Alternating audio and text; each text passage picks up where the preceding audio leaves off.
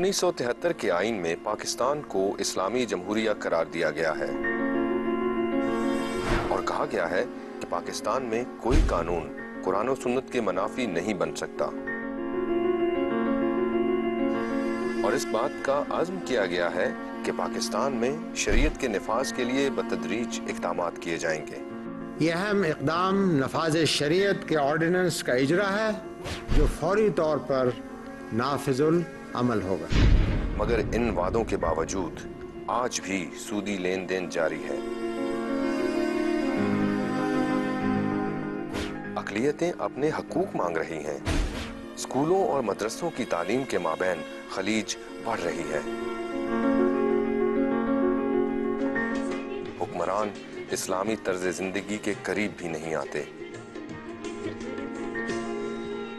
ایسے میں اسلامی نظام کیسے قائم کیا جا سکتا ہے؟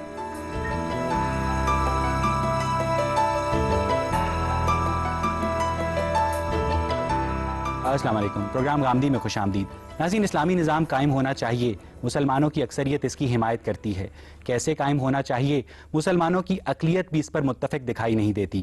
آج ہم اپنے شرکاء اور محترم جاوید احمد غامدی کی باہمی گفتگو کے ذریعے اس سوال کا جواب ڈھونڈنے کی کوشش کریں گے کہ کیا اسلام کی تعلیمات کا متنوع انسانی معاشرے پر عملی طور پر اطلاق ممکن ہے، اور اگر ممکن ہے تو کیسے، اور آخر کیا وجہ ہے کہ سعودی عرب، ایران، مصر، بنگلہ دیش اور پاکستان میں اسلامی نظام کے قیام کی کوششیں اس طرح بارآور ثابت نہیں ہو سکیں جس کی ان سے توقع کی جا رہی تھی؟ اور پھر اگر ہر مسلم اکثریتی ملک اپنے اپنے نقطہ نظر اور معروضی حالات کے مطابق اسلامی نظام کے قیام کی کوششیں کرے گا تو کیا اس سے امت کی اجتماعی وحدت متاثر نہیں ہوگی؟ اور پھر خلافت راشدہ کے علاوہ مسلمانوں کی تاریخ کے جن ادوار پر مورخین ہمیں فخر کرتے دکھائی دیتے ہیں، کیا وہ ادوار واقعی اسلامی نظام کی عکاسی کرتے تھے؟ یہی بحث ہمارے آج کے اس پروگرام کا موضوع گفتگو ہے۔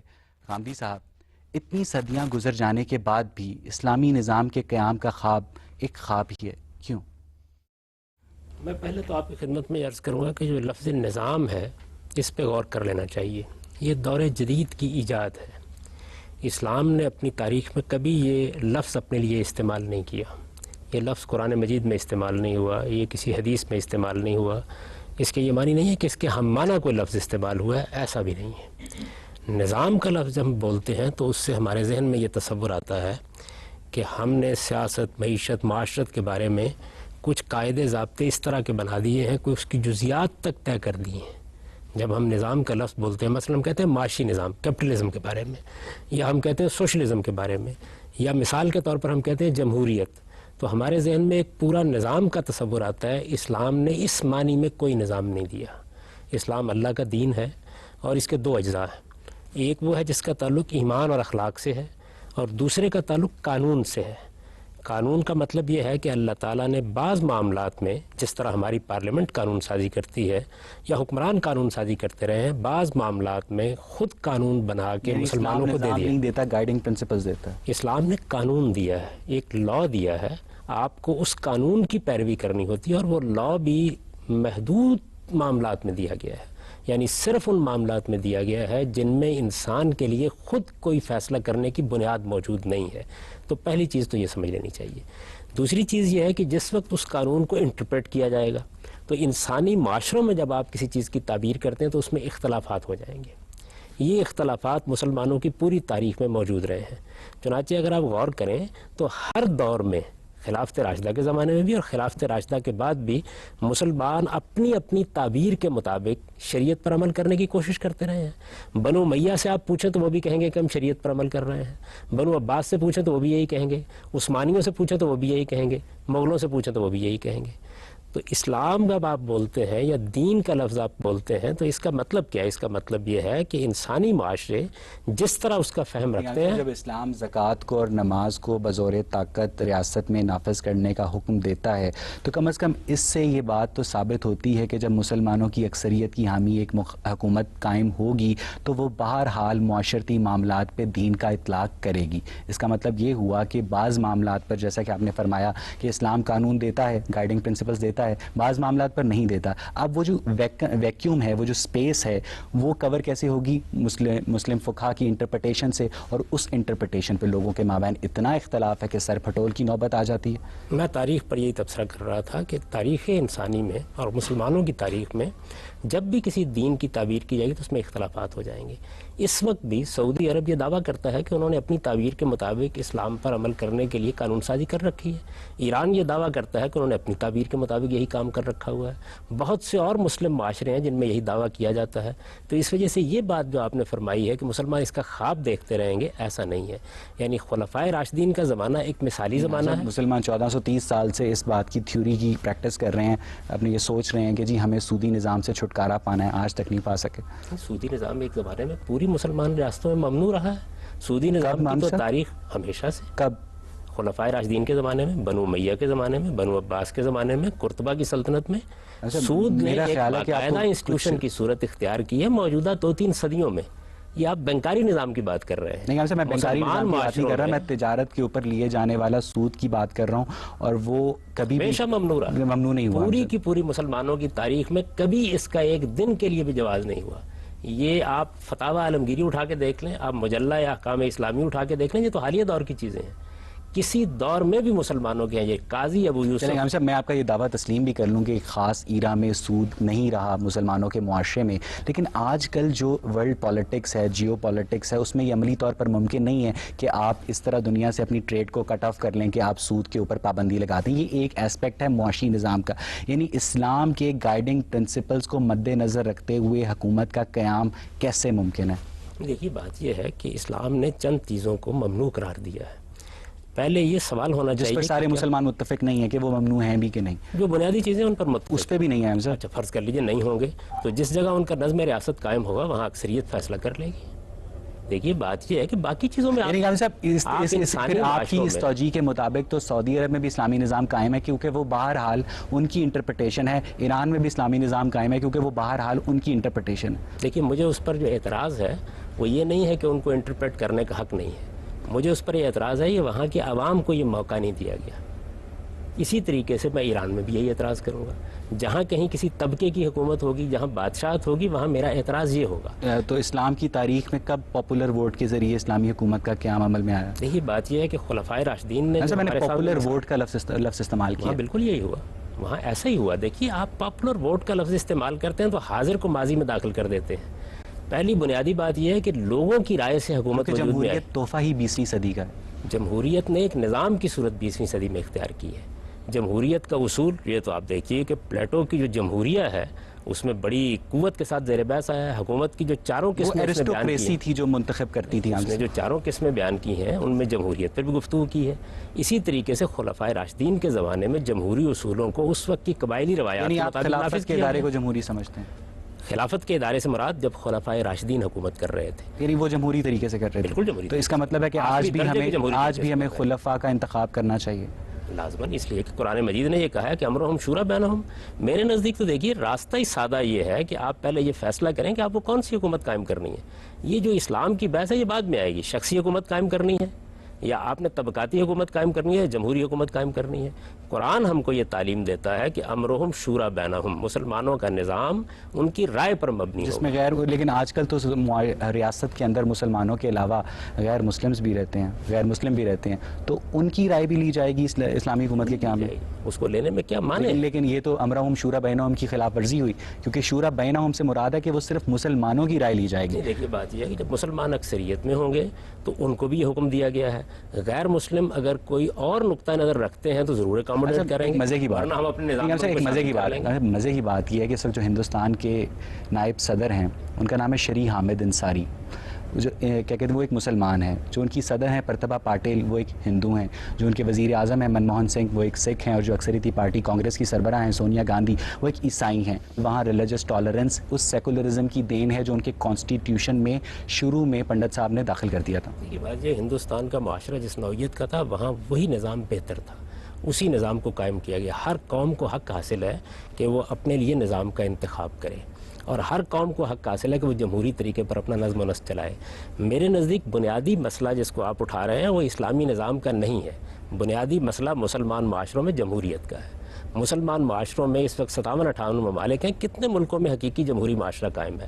حقیقی جمہوری معاشرے کا مطلب یہ ہے کہ لوگوں کو یہ موقع دیا جائے کہ وہ اپنے حکمرانوں کا انتخاب کریں, ان کا احتساب کریں, وہ قانون سازی پارلیمنٹ کے ذریعے سے کریں, اکثریت کی رائے کے مطابق قانون یہاں بنائے سے جائیں. گفتگو کا سلسلہ آگے بڑھائیں گے, لیکن ناظرین اس سے پہلے وقت ہوا ایک بریک کا. حاضر ہوتے ہیں بریک کے بعد.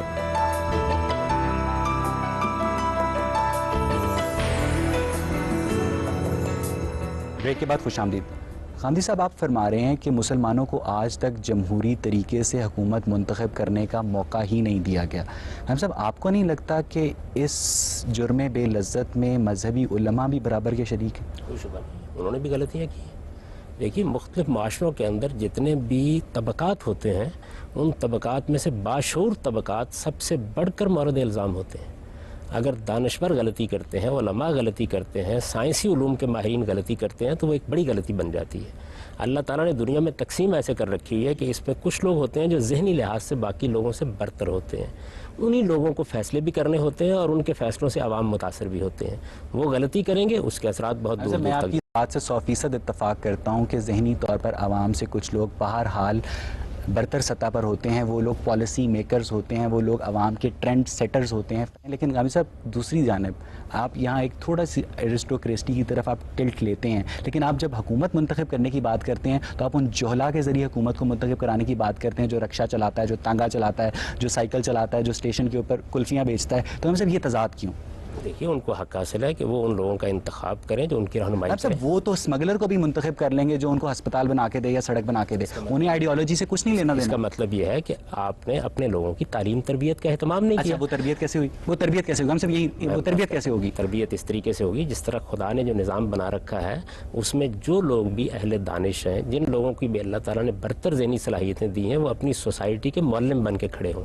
سارے معاشروں میں ایسے ہی ہوتا ہے. افلاطون ایک بڑا معلم تھا. آپ کانسٹیٹیوشن کو شروع میں سیکولر قرار دینے کی سخت مخالفت کرتے ہیں کہ یہ جمہوری نہیں ہے, دوسری جانب آپ لوگوں کو ایرسٹوکریسی کی جانب سے تعلیم دینے کی حمایت کرتے ہیں. ہم سب کیوں؟ آپ لوگوں کو کسی نظریے کا پہلے کیوں پابند کرتے ہیں؟ یہی میں کہہ رہا ہوں معاشرے کو قائم ہونے دیجیے. کہ آپ پابند کر رہے ہیں ایرسٹوکریسی کی تعلیم کا لوگوں کو, کہ پہلے وہ لوگوں کو تعلیم دیں اور پھر وہ انہیں منتخب کریں. پابند کرنے کے لفظ پر ذرا نظر ثانی کر لیجئے. پابند کرنے کا مطلب یہ ہوتا ہے کیسے تعلیم دی جائے گی؟ نہیں, تعلیم دینے کا کام فطری طریقوں سے ہو رہا ہوتا ہے. میں تعلیم دے رہا ہوں, آپ تعلیم دے رہے ہیں, ہمارے معاشرے میں بے شمار لوگ تعلیم دے رہے ہیں, صحافی تعلیم دے رہے ہیں, میڈیا کے لوگ تعلیم دے رہے ہیں, اساتذہ درسگاہوں میں تعلیم دے رہے ہیں. گجرانوالہ کے قریب ایک گاؤں ہے, اس میں کچھ لوگ رہتے ہیں جو صبح سے لے کر شام تک روزی روٹی کے چکروں میں پھنسے رہتے ہیں. انہیں پتہ نہیں ہے کہ اسلامی نظام کیا ہوتا ہے, انہیں یہ بھی نہیں پتہ سیکولرزم کیا ہوتا ہے, انہیں یہ پتہ نواز شریف ہوتا ہے, بے نظیر ہوتی ہے, دیٹس اٹ. ہم سب ان تک آپ اپنا میسج کیسے پہنچائیں گے, ان کے اندر کیسے وہ کیپیبلٹی آپ بلٹ ان کریں گے کہ وہ اپنا نمائندہ منتخب تھوڑا سا حسن ظن قائم کر لیجئے. میں دیہاتی آدمی, اور میں آپ کو بتاتا ہوں کہ دیہات میں لوگ کس طرح کی نظریاتی بحثیں کرتے ہیں, کیسی فطری وزڈم ان کے پاس ہوتی ہے, کس طرح دین و ایمان کے مسائل پر وہ گفتگو کرتے ہیں. ہماری سوسائٹی میں مسجد کا ادارہ صدیوں سے قائم ہے. میں ایک دیہات سے تعلق رکھنے والا آدمی ہوں, میں آپ کو بتاتا ہوں. اگر وہ اتنی وزڈم رکھتے ہوتے تو اس طرح کے لوگ منتخب کرتے ہیں. دیکھیے, بات یہ ہے, اس طرح کے لوگ جب آپ کہتے ہیں تو اس کا مطلب یہ ہے کہ ابھی ہمارے حکمرانوں کو کیسا ہونا چاہیے اس کا ہم نے کوئی بہتر شعور لوگوں میں پیدا نہیں کیا.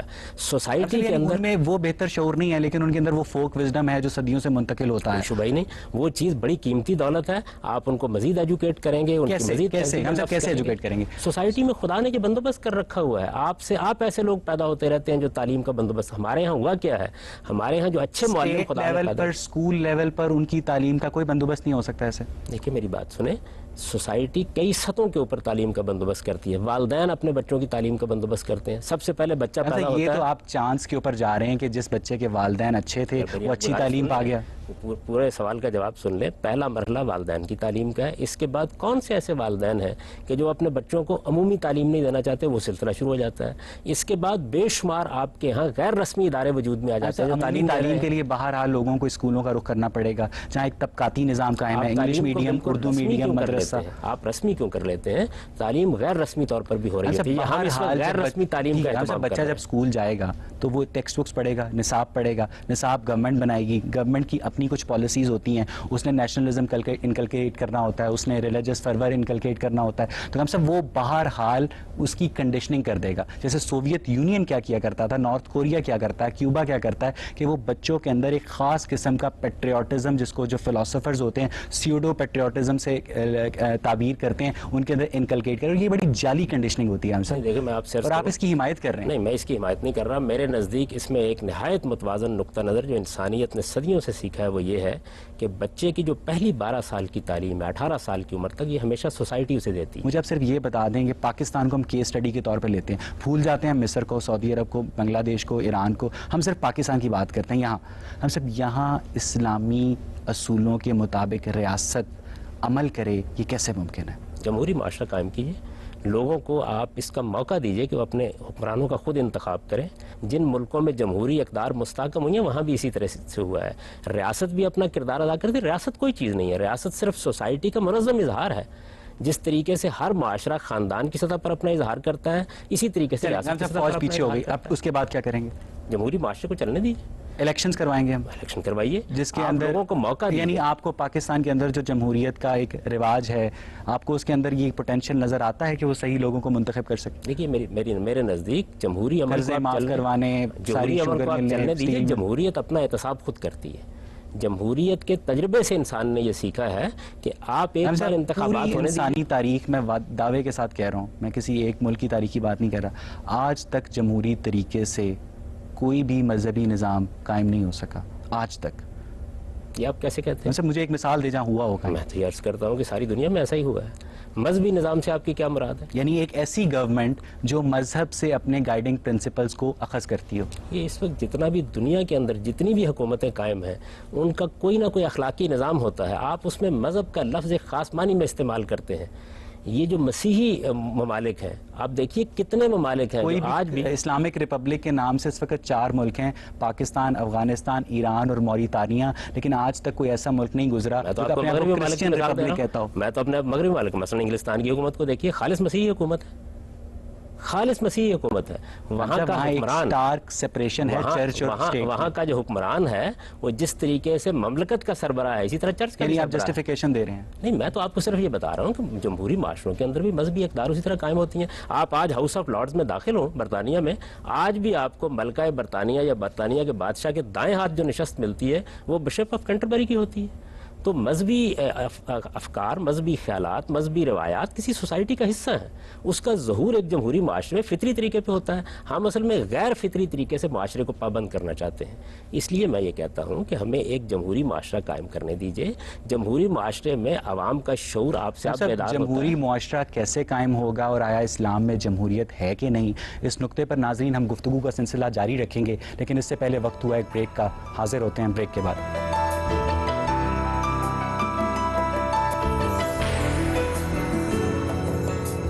بریک کے بعد خوش آمدید. جی آپ پوچھیے. جی صاحب, آپ نے جو اسلامی نظام کے حوالے سے بات کی, چلیں ہم آپ کے کہنے پہ نظام کی انٹرپریٹیشن ہٹا ہی دیتے ہیں.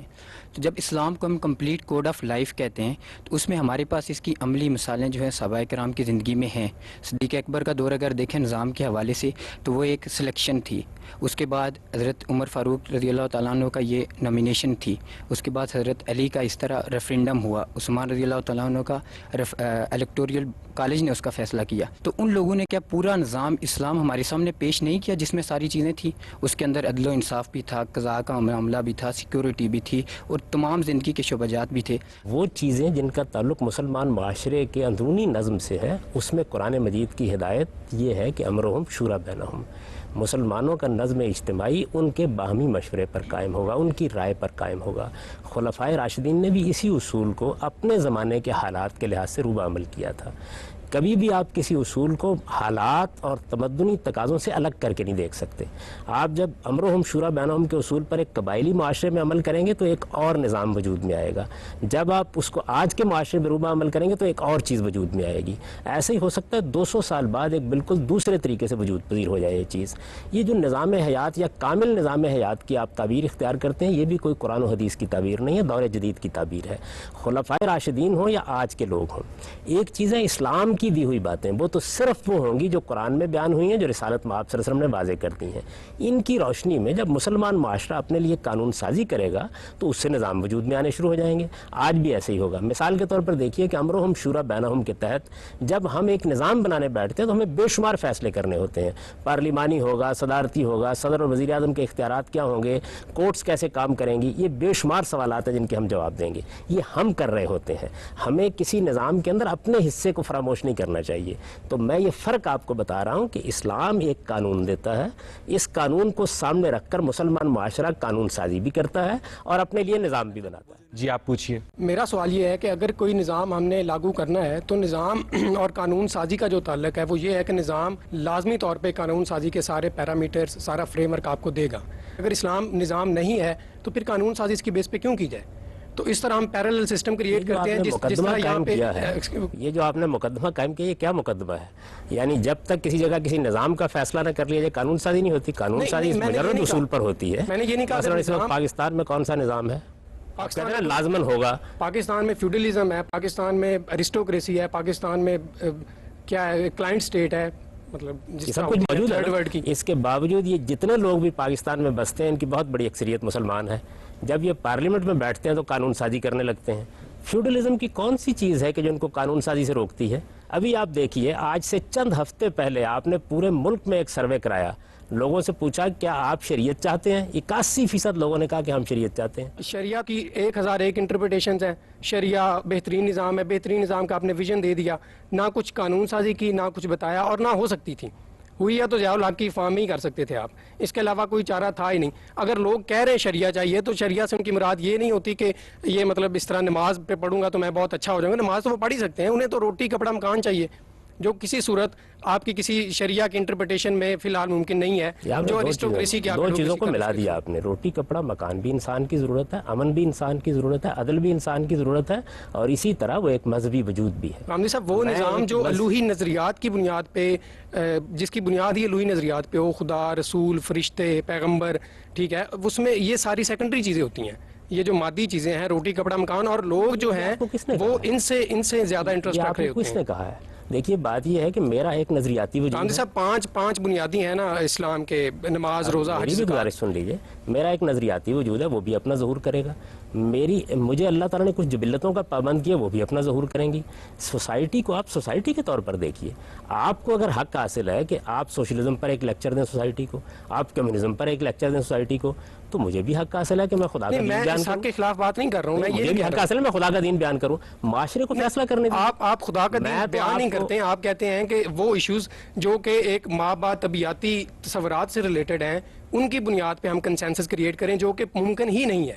کنسنسس ہوتا ہے مادی ایشوز پہ، میری گزارش سنیے نا، میں یہ عرض کر رہا ہوں کہ آپ کے ملک کے اندر آج تک جتنے کنسنسس ہوئے اسی اصول پر ہوئے۔ آپ یہ دیکھیے، آپ کی پارلیمنٹ کے اندر ذوالفقار علی بھٹو صاحب کے زمانے میں جتنی قانون سازی ہوئی وہ ایک منتخب حکمران تھے، اور جو بعد میں ضیاء نے اوور رول کیا، اس کی جو حمایت کی گئی اس کے بارے میں کیا کہیں گے آپ؟ کیجیے گا، وہ بات کا مسئلہ نا، پارلیمنٹ میں جو قانون سازی ہوئی وہ قانون سازی خالص مذہبی معاملات پر ہوئی ہے۔ نہیں، جمہوریت اور پارلیمنٹ اور اس کے بیسک رائٹس، مثالیں دیتا ہوں آپ کو۔ Basic rights, fundamental rights, Pakistan یہ اسلامی چیزیں نہیں ہیں۔ میری گزارش سنیے، ان کے زمانے میں پاکستان کا آئین بنایا گیا کہ کیا اس آئین میں صرف روٹی کپڑا مکان لکھا ہوا ہے؟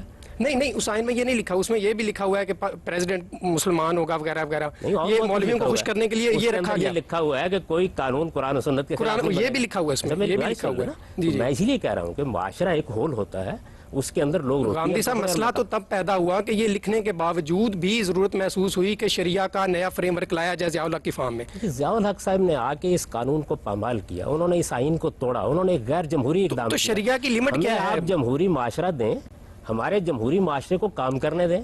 ہم تو آپ سے یہ مطالبہ نہیں کر رہے ہیں کہ آپ جمہوریت کو پامال کر کے کوئی قانون نافذ کر دیں، ہم کہتے ہیں ہمیں عوام کے پاس جانے دیں، ہمیں اپنے پاکستان رامدی صاحب، میں جمہوریت کے خلاف نہیں ہوں، آپ جمہوریت کی ایڈوکیسی کرتے ہیں۔ میرا پوائنٹ یہ ہے کہ جمہوریت میں ایشوز ہوتے ہیں جن کے اوپر مختلف انٹرسٹ گروپس آپس میں کمپیٹ کرتے ہیں۔ میں کہتا ہوں وہ ایشوز جو ہیں وہ الوہی نہیں ہونے چاہیے، میٹا فزیکل نہیں ہونے چاہیے، وہ میٹیریل ریئلٹیز ہونی چاہیے۔ آپ کو کیا حق حاصل ہے کہ آپ اس بارے میں فیصلہ کریں؟ رامدی صاحب، یہ سوسائٹی کو فیصلہ کرنا ہے۔ بات یہ ہو رہی ہے، یہ کہنا چاہ رہے ہیں کہ جیکب آباد کے عوام اپنے علاقے میں سڑک بننی چاہیے، سارے اس پر متفق ہو جائیں گے، چاہے وہ ہندو ہو، مسلمان ہو، یہودی ہو، کافر ہوں، کسی بھی سیکٹ سے تعلق رکھتے ہوں، ان کے کہنے کا مقصد یہ ہے کہ جب آپ فیصلوں کی اور پالیسیز کی بنیاد مادی چیزوں سے ہٹ کر مابعد الطبیعتی چیزوں پر رکھیں گے نا تو نزاع پیدا ہوگا. مثلا میں ایک بڑا نازک سوال آپ سے کرتا ہوں. اس وقت پورے ملک کی زندگی خطرے میں پڑی ہوئی تھی، اس میں ہمیں ایک اقدام کرنا تھا. وہ اقدام یہ تھا کہ اگر ہم فوجی کارروائی کریں یا نہ کریں. اتفاق کرا لیا آپ نے اس پر. یعنی کہ مذہبی کے معاملے میں یہ سوال کیوں پیدا ہو جاتا ہے؟ کارروائی کی ساری پاکستانی عوام حمایت کرتے ہیں. نہیں، میں یہ کہتا ہوں آپ نے اتفاق کرا لیا. نہیں ہوا نا. حکومت کو اکثریت کی بنیاد پر فیصلہ کرنا پڑا، وہ اقدام کر رہی ہے. یعنی مجھے یہ بتائیے، میں نے تو نہیں کہا اتفاق کرا لیا، میں یہ کہتا ہوں نہیں ہوا نا. اس کے بعد آپ سڑکوں کی مثال کیوں دیتے ہیں؟ ایک نظریاتی مسئلہ پیدا ہوا، اس میں اختلاف موجود ہے. اس وقت بھی ملک کی بعض مقتدر جماعتیں اس سے اختلاف کر رہی ہیں اور ہم انسانی جانوں کے خلاف ایک اقدام کر رہے ہیں. اچھا، بار بار آپ جمہوریت کی بات کر رہے ہیں کہ اسلام ایک جمہوری نظام کی ایڈوکیسی کرتا ہے.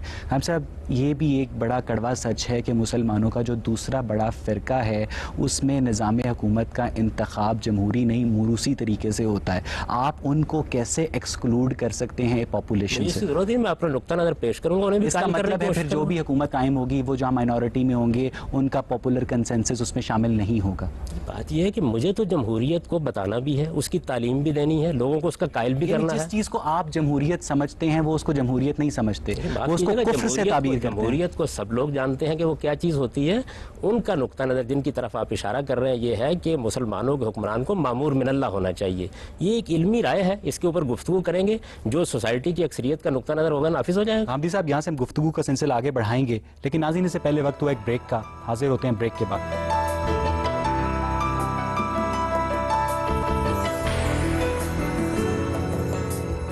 بریک کے بعد خوش آمدید. جی آپ پوچھئے. میرا کویسچن یہ ہے کہ اگر ہم چلے جائیں 1949 میں اور اسلام جو پاکستان پہلی ہماری ریزولوشن وچ واز پاس ان 1949 اور جس کو ہمارے کانسٹیٹیوشن کا حصہ بنا دیا گیا.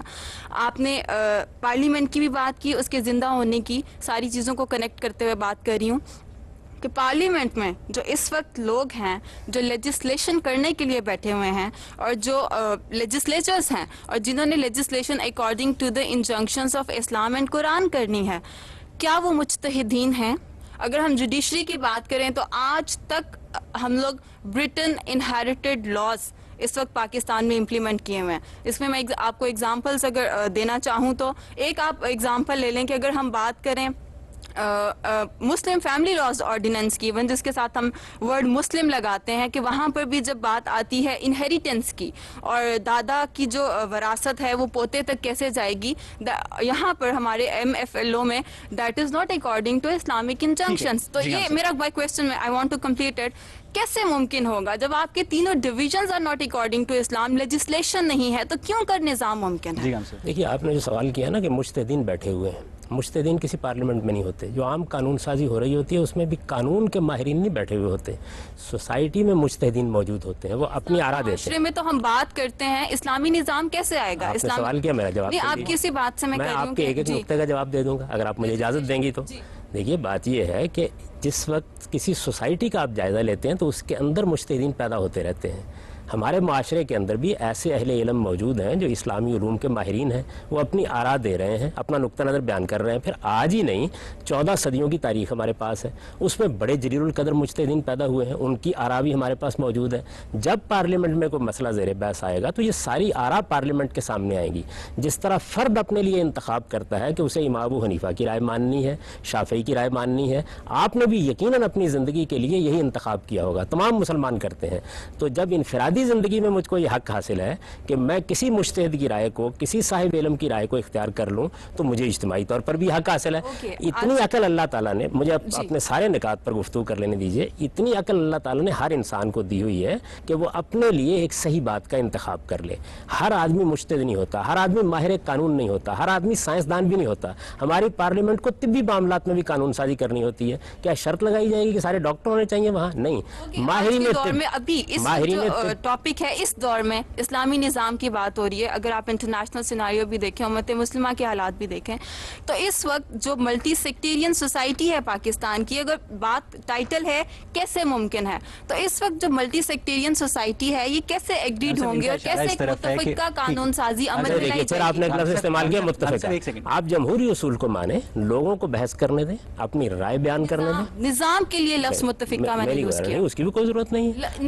نظام کیسے implement. اس وقت میں صرف آپ نظام کا کی لفظ بات آپ کر رہی بول ہوں. رہی ہیں، میں نے نہیں بولا. میرے نزدیک پارلیمنٹ کو آپ آزادانہ موقع دیجئے قانون سازی کا. معاشرے کو میری گزارش سن لیجئے، آپ نے سوال کیا ہے تو میرا جواب بھی سن لیجئے. پوری سوسائٹی کو موقع دیجئے کہ وہ جن چیزوں کے بارے میں قانون سازی کرنا چاہتی ہے کرے. آپ نے مسلم فیملی لا آرڈیننس کا ذکر کیا. آپ کے نزدیک اس میں ایک شک ایسی ہے جو خلاف اسلام ہے. سوسائٹی کو ایجوکیٹ کریں. جب سوسائٹی کو آپ ایجوکیٹ کریں گی اس کے نتیجے میں ماہرین قانون بھی ایجوکیٹ ہوں گے، اس کے نتیجے میں ہماری سیاسی جماعتیں بھی ایجوکیٹ ہوں گی، اس کے نتیجے میں ہماری صحافت بھی ایجوکیٹ ہوگی. بالکل. آپ کی گفتگو سے ہی ایک کویسچن ارائز ہوتا ہے، آپ کی گفتگو سے ہی کویسچن ارائز ہوتا ہے کہ جمہوری معاشرہ، then what is the difference between democracy and Islamic democracy? اسلامی جمہوریہ پاکستان ہم کیوں یوز کرتے ہیں؟ یہ تو ان سے پوچھئے جنہوں نے یہ لفظ اختیار کیا ہے. میں تو اپنا نقطہ نظر آپ سے بیان کر رہا ہوں کہ خدا کے لیے اس معاشرے کو ایک جمہوری معاشرہ بننے دیجئے، لوگوں کو فیصلہ کرنے دیجئے کہ ان کو قانون سازی کس اصول پر کرنی ہے. ہمارا کام صرف یہ ہے کہ ہم اپنی سوسائٹی کو ایجوکیٹ کریں. میرے نزدیک دو نکات ہیں جس کے اوپر سوسائٹی کی صلاح و فلاح قائم ہے. سوسائٹی میں آزادانہ بحث ہونے دیجئے، لوگوں کو شائستگی کے ساتھ ایجوکیٹ ہونے دیجئے، اور پھر اس کے بعد معاشرہ جتنا مسلمان ہوتا ہے اتنا ہی اس کا ظہور پارلیمنٹ کے ذریعے سے ہو جاتا ہے. میرے نزدیک ہم مسلمانوں کی بڑی غلطی یہ ہے کہ ہم معاشرے سے زیادہ ریاست کو مسلمان کرنا چاہتے ہیں. کہ معاشرے کو آپ جتنا مسلمان کریں گے، جتنی اس کی تعلیم دیں گے، جتنی تربیت کریں گے، اسی کا ظہور آہستہ آہستہ ہوتا چلا جائے. اسلامی جمہوریہ ہوگا. آپ اسلامی جمہوریہ کیوں کہتے ہیں؟ دیکھیے بات یہ المملکت العربیہ سعودیہ ہے، سعودی عرب کی حکومت، اس کے نام میں کوئی اسلام کا لفظ داخل نہیں. ہم اصل میں ناموں کو بڑی اہمیت دیتے ہیں. میرے نزدیک آپ کا معاشرہ مسلمان معاشرہ ہے. مسلمان معاشرے کے جو عقائد ہوں گے، جو نظریات ہوں گے، آپ ایک جمہوری معاشرہ قائم ہونے دیجئے. وہ آپ سے آپ پارلیمنٹ اور ریاست کی سطح پہ ظہور کیجئے. یہاں سے ہم گفتگو کا سلسلہ آگے بڑھائیں گے، لیکن ناظرین سے پہلے وقت ہوا ایک بریک کا. حاضر ہوتے ہیں بریک کے بعد.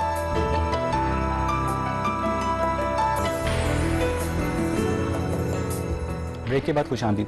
ہم سب بات ہو رہی تھی جمہوریت اور مذہب کے تعلق. ہم سب فرض کیجئے پارلیمنٹ میں ایک بل پاس ہوتا ہے کہ ایک ملک کی خواتین کو، مسلمان خواتین کو سر پہ دوپٹہ لینا چاہیے یا چہرے کو ڈھانپنا چاہیے کہ نہیں. سعودی عرب میں ایک الگ لا ہے، ایران میں ایک الگ لا ہے.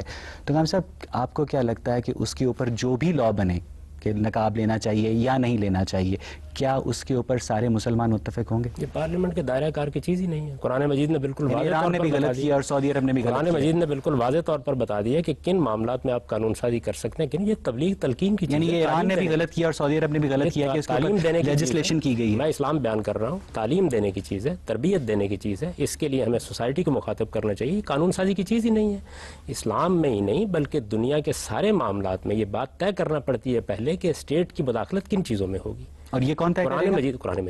قرآن مجید نے طے کر دیا ہے، یہ بتا دیا کہ کن معاملات میں ہوگی.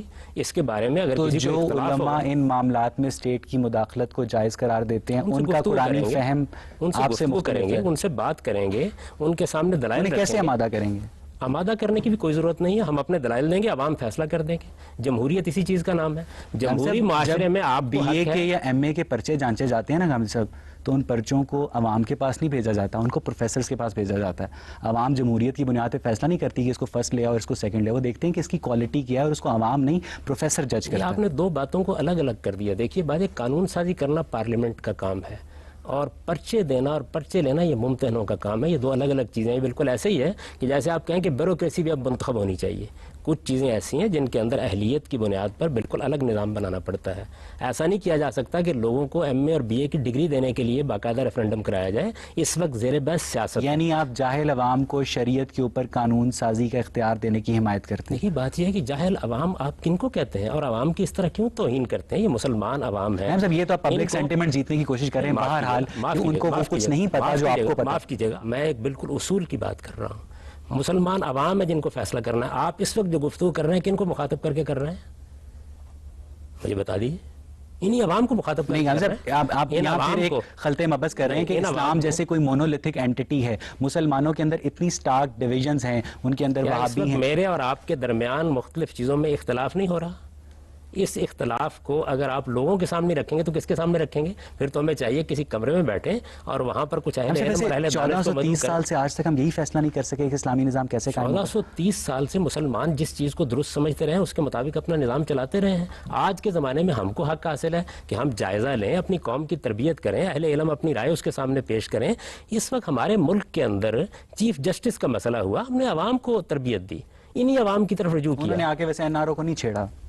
देखिए बात यह है कि उन्होंने नहीं छेड़ा, जिसके लिए अवाम ने उनका साथ दिया था, पता नहीं क्या बात है। माफ कीजिएगा, उन्होंने नहीं छेड़ा। अवाम को मौका है कि 5 साल के बाद उनका एहतसाब करें। आप डेमोक्रेटिक सोसाइटी के अंदर ये क्यों चाहते हैं कि आपकी ख्वाहिश पूरी हो जाए, मेरी ख्वाहिश पूरी हो जाए? डेमोक्रेटिक माशरा इस चीज़ का नाम है कि हम अपनी बात कहें, शाइस्तगी और तहजीब के साथ लोगों तक बात पहुंचाएं, कौम को एजुकेट करने की कोशिश करें, कौम फैसला कर लेगी। और मैं आपसे अर्ज करूं, मैं आपसे 100% कौमी सतह पर फैसले होते हैं, कौमी सतह पर फैसलों के लिए अवाम को एजुकेट करना बहुत ज़रूरी होता है। मैं आपसे सिर्फ ये पूछना चाह रहा हूँ कि वो एजुकेशन कैसे जाएगी? जैसे आप इस वक्त कर रहे हैं, जैसे मैं इस वक्त कर रहा हूँ। जिस तरह मैं तो हो सकता है एक मखसूस नुक्ता नजर का हामी हूँ, आप भी हो सकता है एक फर्क नहीं पड़ता है हामी हूँ, ये अवाम फैसला कर ले, आप लोगों को इन्फ्लुएंस करेंगे। नहीं, देखिए इन्फ्लुएंस क्यों कहते हैं? एजुकेशन इन्फ्लुएंस नहीं होता। एजुकेशन का मतलब है मैंने दलाइल के साथ अपनी बात बयान की है, एक मस्जिद में एक आलिम अपने दलाइल पेश कर रहा है, किताबें लिखी जा रही हैं, एक बात मेरी गुजारिश सुन लें, तसनीफात हो रही हैं, किताबें लिखी जा रही हैं, पढ़ाया जा रहा है, तालीम दी जा रही है। एजुकेशन को आप इन्फ्लुएंस करना क्यों कहते हैं? एजुकेशन नाम है इस चीज का। स्टेट स्कूलों में से आप इस्लामियत की किताबें निकाल दें। ये बात ये है, स्कूलों के अंदर आप बच्चों को तालीम देते हैं, उसकी मुख्तलिफ सतहें होती हैं। एक सतह वो होती है जिसके अंदर सोसाइटी अपना नुक्ता नज़र बयान करती है, एक सतह वो होती है जिसमें लोगों को तनकीद का मौका दिया जाता है। हर चीज़ अपने वक्त पर हो जाती है। माशरे में रहते हुए, एक इस्लामी मुल्क पाकिस्तान में रहते हुए, जब लोग इस्लामियात की एक टेक्स्ट बुक मुतफिक नहीं हो सकते, तो वो किस तरह शरीयत की बुनियाद पर गवर्नमेंट के ऊपर? फिर बड़ी माजरत के साथ अर्ज करूंगा, लफ्ज़ मुतफिक क्या चीज़ है? हमें जब भी कोई काम करना होगा, जमहूरी तरीके से अक्सरियत की राय नाफिज हो जाएगी, बाकी लोगों को हक हासिल, अपना नुक्ता नज़र बयान करें, लोगों को कायल करें। यानी आप फैसले करने के बारे में बात तो फिर जैसे ही मजहब की बात, जमहूरियत की राय नाफिज होनी चाहिए, भले वो गलत हो, भले वो सही हो। इसमें क्या शक है? देखिए बात ये, लोगों को फैसला करना है। मेरे नजदीक एक चीज गलत है। फैसला किधर गया? इक्तदार आला खुदा के पास है या अवाम के पास? नहीं, माफ कीजिएगा, इक्तदार आला एक और चीज है और खुदा ताला के हुक्म की इंटरप्रिटेशन एक दूसरी चीज, जिस पर कोई मुत्तफिक नहीं। ये हम सब ने मान लिया कि हमारा परवरदिगार हमें हुक्म देता है। ये मान लेने के बाद अब उसने जो हुक्म दिया, हम इसको समझने की कोशिश कर रहे हैं, पूरी सोसाइटी समझने की कोशिश कर रही है। इख्तलाफ राय होगा, ये इख्तलाफ राय मजहबी मामलात में भी होता है, साइंसी मामलात में भी होता है, समाजी मामलात में भी होता है। अक्सरियत की राय नाफिज हो जाएगी। इख्तलाफ राय फिरका वारियत का बायस नहीं बनता। नहीं, फिरका वारियत का बायस उस वक्त ये नहीं बनेगा जिस वक्त पार्लियामेंट को आप फैसला करने का हक देंगे, क्योंकि हमने सदियों से पार्लियामेंट को फैसला करने का हक नहीं दिया, इसीलिए फिरका वारियत भी पैदा हो रही है। गांधी साहब, यहाँ पे आज की गुफ्तगू को अगले प्रोग्राम तक मौकूफ करते हैं।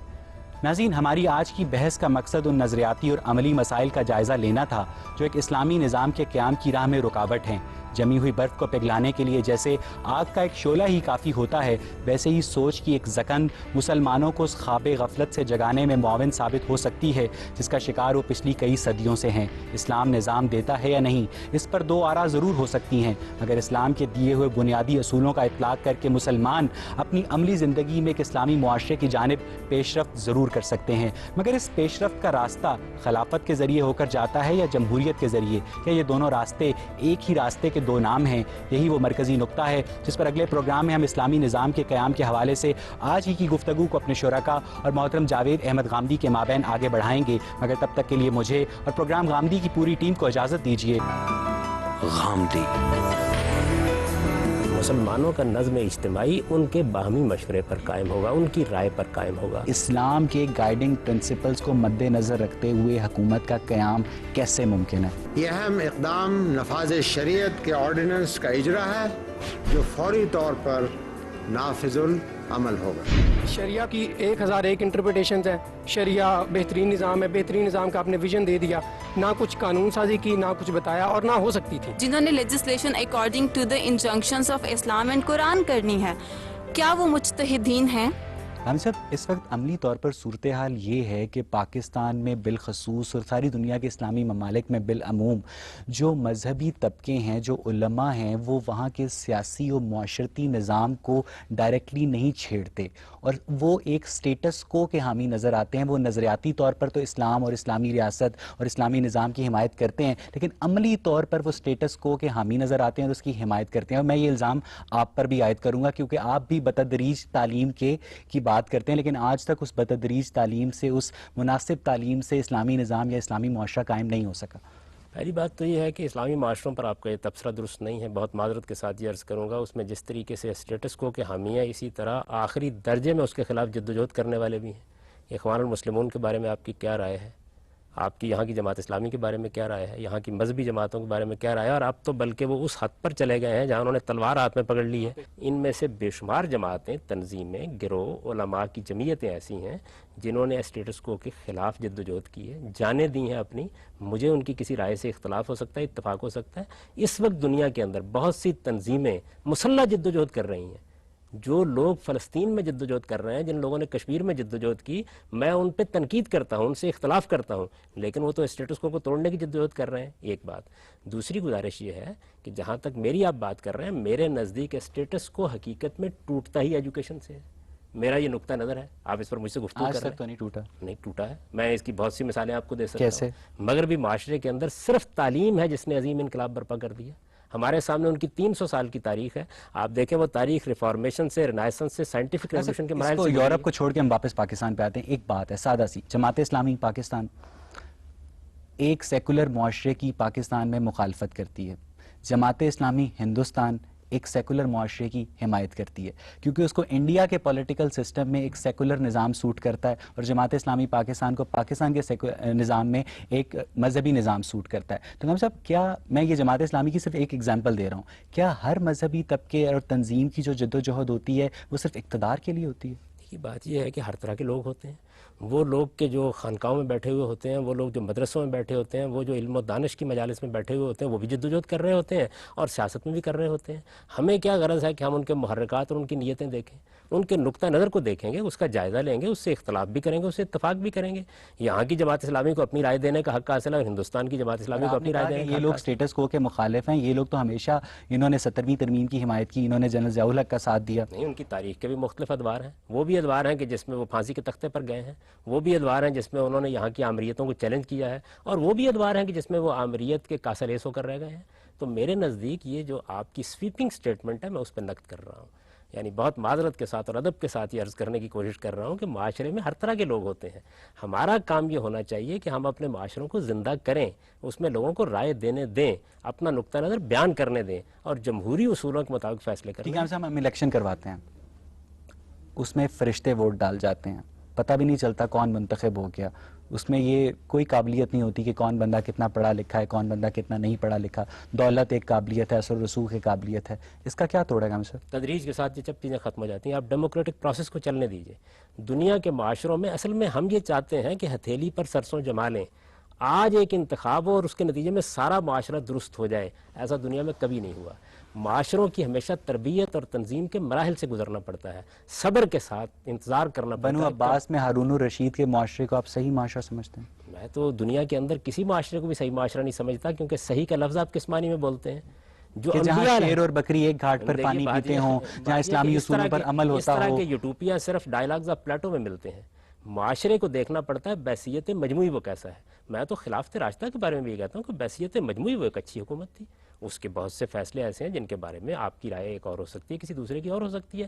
ہم معاشرے کو کیوں یہ چاہتے ہیں کہ وہ ایک روبوٹ کی طرح کام کرے اور وہ ہماری آراء کے مطابق تشکیل اگر معاشرہ ایک روبوٹ کی طرح کام نہیں کرے گا, جو کہ بہرحال وہ کرتا ہے, تو انارکی پھیل جائے گی. ہم صاحب نہیں, انارکی کا علاج یہ نہیں ہے کہ آپ لوگوں کی رائے پر قدغن لگا دیں. انارکی کا علاج یہ ہے کہ آپ شائستگی پیدا اچھا, آپ کریں. قدغن نہیں لگا رہے, آپ رائے کو انفلوئنس کرنے کی بات کر رہے ہیں. رائے کو ایجوکیٹ کرنا, انفلوئنس کرنا جو ہے یہ تو غلط لوگوں کا کام ہوتا ہے. انفلوئنس وہ لوگ کرتے ہیں جو اپنی دولت سے, اپنے اقتدار سے لوگوں کی رائے پہ اثر انداز ہوتے ہیں. استدلال کی بنیاد پر جب رائے پہ آپ اثر انداز ہوتے ہیں تو اصل میں آپ دلیل کا اثیر دوسرے کو کرتے ہیں.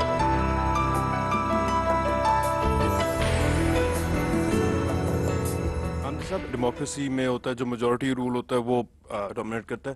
ضروری نہیں ایک براڈ سویپنگ کنسنسس ہو اور وہ لا بنے. جو ریلیجن کے ساتھ ایشو یہ ہے کہ ریلیجن میں لوگوں کے سینٹیمنٹس بہت زیادہ انوالوڈ ہوتے ہیں. اگر آپ میجورٹی کے تھرو کوئی ریلیجس لا اگر آپ امپلیمنٹ کرائیں گے تو جو اس کی مائنورٹی ہوگی, اور وہ ایک بہت چھوٹی مائنورٹی نہیں, ایک سائزبل مائنورٹی ہوگی, اس کو اچھا نہیں لگے گا اور وہ وہی کام کریں گے جو طالبان نے کیا. طالبان کو وہ پسند نہیں تھا جو پاکستان کی میجورٹی نے اسلام امپلیمنٹ کیا تھا, اور انہوں نے ہتھیار اٹھا لیے. ٹھیک ہے, آپ باقی سارے جو نارمل آپ کے جو ہیں لیگل ایشوز ہیں اس میں لوگ ہتھیار نہیں اٹھاتے اس طرح. اتنے زیادہ نہیں اٹھاتے. میں آپ کو بہت سی مثالیں دے سکتا ہوں جس میں لوگ ان کے علاوہ ایشوز پر بھی ہتھیار اٹھاتے ہیں. مثلا تامل ٹائیگر نے کس بنیاد پر ہتھیار اٹھائے تھے؟ آئرش آرمی نے کس بنیاد پہ ہتھیار اٹھائے تھے؟ طالبان نے اگر ہتھیار اٹھائے ہیں تو پورے معاشرے کے اندر اس کی مذمت ہو رہی ہے.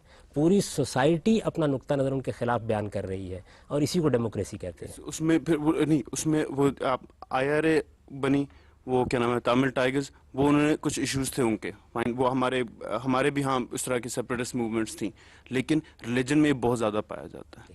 ریلیجن حل یہی ہے کہ آپ ڈیموکریٹک نارمز کو ترقی دیں، آپ لوگوں کو جمہوری اصولوں کی زیادہ سے زیادہ ایجوکیشن دیں. آپ طالبان سے بھی یہ بات کریں کہ تمہارے لیے راستہ جمہوریت ہے، آؤ جمہوری اصولوں کے اوپر فیصلے کریں. طالبان وہ جمہوریت میں ہار جائیں گے، وہ لوگ میجورٹی میں نہیں ہیں، وہ ہار جائیں گے، ان کو پتہ ہے وہ جمہوریت پہ نہیں آئیں گے. کچھ دیر تک جب آپ صبر کے ساتھ معاملہ کریں گے اور ایجوکیٹ کریں گے تو وہ یہ مان جائیں گے کہ یہی صحیح طریقہ ہے. اور سوسائٹی کے اندر ہر جگہ لوگ جذباتی بھی ہوتے ہیں اور ہر معاشرے کے اپنے آپ معاملات کو دیکھ کر یہ فیصلہ کرتے ہیں کہ اب ہمیں کس جگہ سے اس کو ایجوکیٹ کرنا ہے. ہمارے معاشرے کے اندر کتنے معاملات ہیں جن میں بے پناہ جہالت ہے، لیکن ہم وہاں کیا کرتے ہیں؟ ہم اپنے معاشرے کو ایجوکیٹ کرتے ہیں. معاف کیجیے گا، یہ مغربی معاشرے میں اس وقت جو نظام آپ دیکھ رہے ہیں، یہ نظام ایک دن میں وجود میں نہیں آیا. آپ اس نظام کی تاریخ پڑھیے. اس میں جو اسمبلی کا اسپیکر ہوتا تھا ان کے یہاں پارلیمنٹ کا، اس کو بادشاہ کے سامنے لے جایا جاتا تھا اور کتنے اسپیکر قتل کر دیے گئے. ایک پوری تاریخ گزری، مختلف مراحل سے گزری، اس کے بعد جا کے کچھ روایات بنی.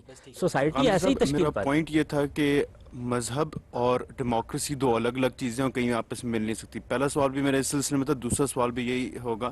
خلفائے راشدین کا دور مثالی دور کہا جاتا ہے، اور خلفائے راشدین کے دور میں دیکھا جائے تو اس میں آپ کو جمہوریت، ڈیموکریسی کے یا پبلک اوپینین کے یا اس وقت کے کسی بھی اس طرح کی فارم کی آپ کو مثال نہیں ملتی. یا نامینیشن ملتی ہے یا پھر سلیکٹ فیو سے نامینیشن ملتی ہے، اور جو کلوزسٹ ٹو ریفرینڈم آپ کہہ سکتے ہیں جب وہ ہوا تو اس کے بعد جنگ ہوئی ہے.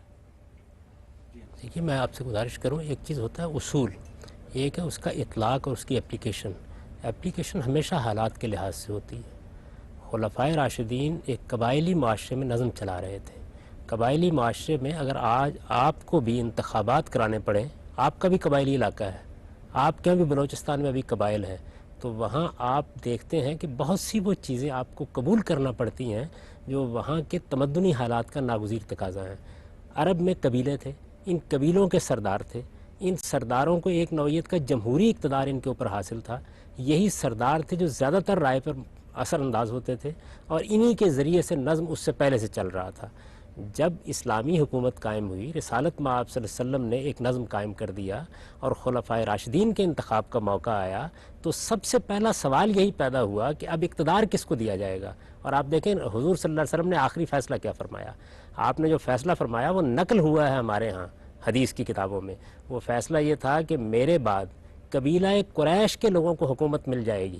دلیل کیا دی؟ الناس تبع لقریش، لوگ قریش کے پیچھے ہیں، لوگوں کی تائید ان کو حاصل ہے. مسلمہم لمسلمہم و کافرہم لکافرہم، مسلمان بھی ان کے مسلمانوں کے پیرو ہیں اور جو پہلے منکرین تھے وہ بھی ان کے منکرین کے پیرو تھے.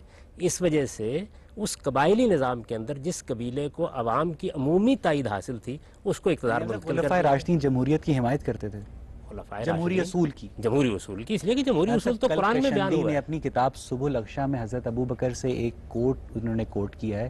حضرت ابو بکر کا قول ہے کہ اقتدار اس کے حوالے کرو جو خود نہ کہے کہ اقتدار میرے لیے ہے، بلکہ لوگ اسے کہیں کہ اقتدار تمہارے لیے. لیکن صاحب جس جمہوری نظام کی جس میں ہم رہتے ہیں، جس کو ہم نے ایکسپیرینس کیا ہے، اس میں ہر امیدوار خود کو مسٹر پرفیکٹ سمجھتا ہے اور کہتا ہے جی میرے میں یہ خصائص ہیں تو آپ مجھے ووٹ دیں. تو آپ اس جو آپس میں ٹکراؤ ہے، کانٹراڈکشن ہے، اس کو کیسے ختم کریں گے؟ سمجھ لیجیے مذہب دو طرح سے اپروچ کرے گا. ایک قانون ہوتا ہے اور ایک انسانی اخلاق کی اصلاح ہے. یہ انسانی اخلاق کی اصلاح ہے کہ آپ حکومت کا نظم جب قائم کرنے جا رہے ہیں تو ایسے لوگوں کو آپ منتخب کریں جن لوگوں میں یہ اور یہ اوصاف اور صفات ہوں. یہاں عوام کو کہا جا رہا ہے ان کی تربیت کیسے ہو. ایک ہے قانونی معاملہ کیا، قانونی معاملہ یہ ہے کہ لوگ جس کے حق میں رائے دیں گے وہ منتخب ہو جائے گا. ایک یہ ہے کہ لوگوں کو آپ ایجوکیٹ کر رہے ہیں اور پیغمبر لوگوں کی تعلیم دیتے ہیں، وہ معلم ہوتے ہیں انسانیت کے، وہ بتاتے ہیں کہ کیسے لوگوں کا انتخاب کرو اور لوگوں کو بتاتے ہیں کہ ان کے اندر اقتدار کی حرص نہیں ہونی چاہیے. پہلے انہوں نے جیسے ہی ریفرینڈم کیا سٹارٹ ہوا اسلامی تاریخ میں تو ساتھ ہی جنگ چھڑ گئی. پہلے تو جتنی خلفاء کی نامینیشنز ہوتی تھی. نہیں ہوا. دیکھیے بات یہ ہے کہ جو برسر اقتدار پارٹی یا جماعت ہے اس کے لیڈر مل کے انتخاب کرتے رہے، کوئی نامزدگی بھی نہیں ہوئی. آپ مجھے بتائیں اس وقت آج آپ زرداری صاحب کی پاکستان میں نامزدگی ہوئی ڈاکٹر ہے؟ اسرار احمد کی طرح خلفاء کا جو نظام تھا اس کے قیام کی حمایت کریں گے؟ نہیں، میں تو جمہوریت کا حامی ہوں، جمہوریت کو اسلام کا تقاضا سمجھتا ہوں. لیکن ڈاکٹر اسرار احمد کی رائے میں جو خلافت کا ادارہ ہے جمہوری نہیں اسلامی ادارہ ہے. دیکھیے یہ بات آپ ان سے پوچھیے گا، میں تو اپنا نقطہ نظر بیان کروں گا، اور میرا نقطہ نظر یہ ہے کہ قرآن مجید نے جمہوری اصول کو قائم کیا ہے. خلفائے یہاں صاحب راشدین میں نے ان کا موقف صرف اس لیے بیان کر رہا ہوں کہ میری جو سوال یہ ہے کہ ڈاکٹر اسرار احمد کی رائے میں جو خلافت کا ادارہ ہے جمہوری نہیں اسلامی ادارہ ہے. آپ کی رائے میں جو خلافت کا ادارہ ہے اصل میں ہے ہی جمہوری ادارہ. ٹھیک ہے ہم صاحب، میں کوئی غلط تو نہیں کہہ رہا؟ نہیں، میرے نظریے تو خلافت کا کوئی ادارہ ہی نہیں ہے، یعنی جس میں خلیفہ کا انتخاب کیا جاتا ہے مسلمانوں کا جو مسلمانوں حاکم کا ہے، حکمران کہیے نا. مسلمانوں کا جو یعنی حکمران خلافت ہے، کوئی یعنی اسلامی مسلمانوں کا اصطلاح جو نہیں ہے. لیجسلیشن کا نظام ہے وہ ایک جمہوری ہوگا. سرتاسر آپ کی جمہوری. رائے میں ان کی رائے یہ جمہوری نہیں ہوگا بلکہ جو کلرجی ہے وہ اس کا منتخب کرے گی، مجتہدین جو ہیں اس کا انتخاب کریں گے. میرے علم میں نہیں ہے کہ ان کی یہ رائے ہے. آپ نے اگر کہیں پڑھی ہو تو ضرور مجھے بتائیے گا. وہ بالکل دو باتیں الگ الگ ہیں جو کی جا رہی ہیں. وہ یہ بتا رہے ہیں کہ جمہوریت کے اوپر ہم کیا پابندیاں عائد کریں گے. میں تو اس کا بھی قائل نہیں ہوں. میرے نزدیک جمہوریت کو آپ اپنے طریقے پہ کام کرنے دیں. جتنے لوگ مسلمان ہوں گے اتنا اسلام اسٹیٹ میں ظہور پذیر ہو جائے گا.